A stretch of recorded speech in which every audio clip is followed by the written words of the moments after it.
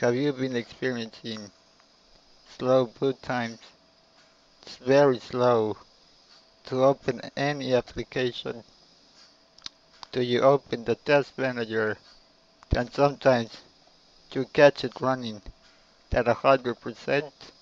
You, my friend, need to replace your hard disk drive to an SSD. Well, that's what I did. Then I found myself surprised. It now turns on in 8 seconds. It opens applications very fast. Then the hard drive is running at around 2%. There are a lot of options in the market, from Samsung to Crucial, and there is plenty of ways to go about it. I myself got a Crucial MX500 and I like it very much.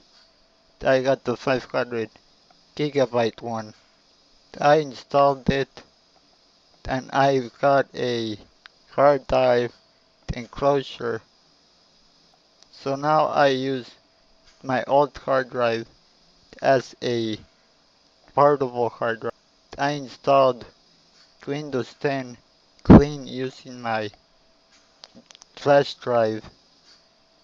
I did have to reinstall everything, but it was worth it.